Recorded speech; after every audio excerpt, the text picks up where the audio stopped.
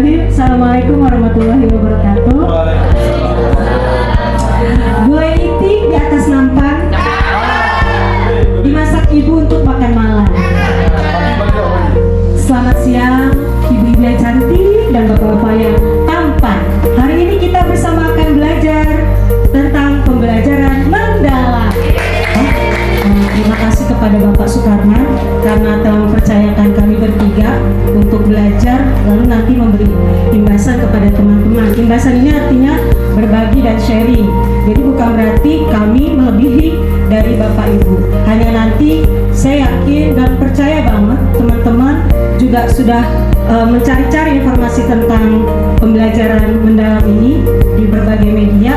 Nanti kita satukan pandangan tentang pembelajaran mendalam ini sendiri.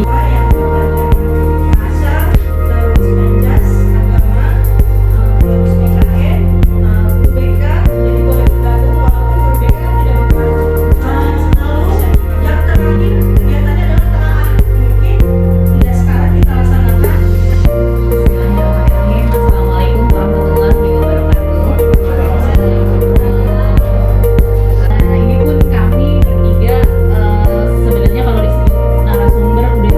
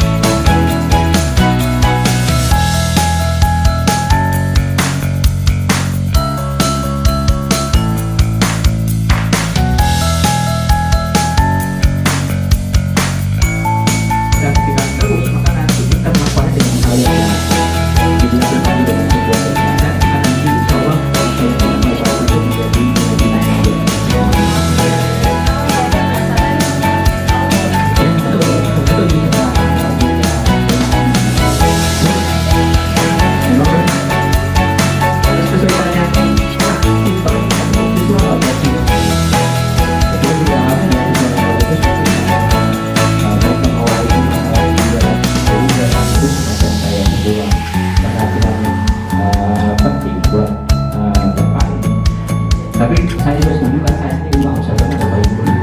Jadi mungkin itu bukan mudah buat saya ini kalau memang itu kesulitan. Buat saya itu harapannya tidak ada harapan. Saya juga ya.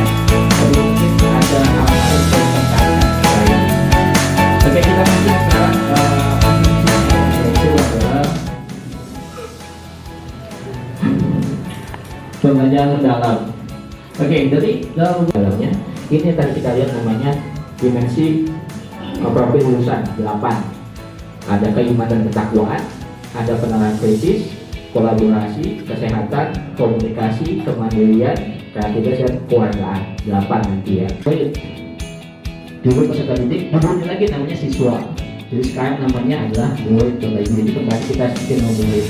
Nah, murid nanti mereka sadar itu ada bikin nyaman, terus bikin fokus, bikin sadar dengan proses. Identifikasi baik itu nanti muridnya atau peserta didik yang selama ini masih kasih kepala kita gitu. Lalu kita identifikasi materi apa yang mau kita ajar, lalu nanti ada desain pembelajarannya.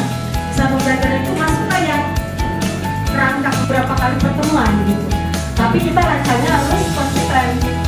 Contohnya saya ambil untuk bahasa Indonesia kelas 12. Di sini istilah-istilah yang tadi Pak ajarin sebelum istilah murid peserta didik, karena ini tempatnya ditulisnya peserta didik, jadi kita nggak boleh tahu bagaimana. Itu tidak harus selalu ada pelajaran olahraga ada. Jadi tidak harus dalam satu materi 8 itu muncul semua. Ya, berikut desain pembelajaran. Ada apa saja?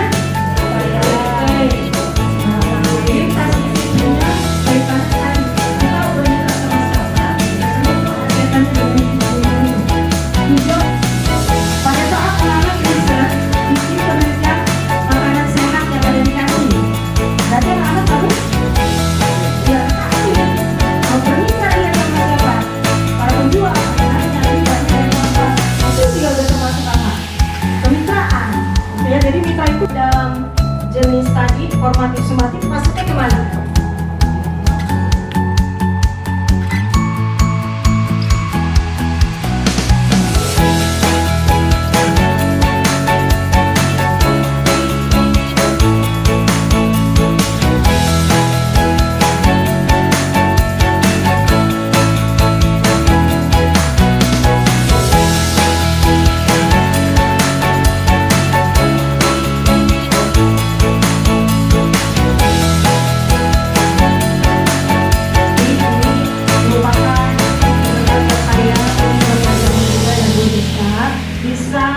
Ya, meneruskan apa yang didapat dari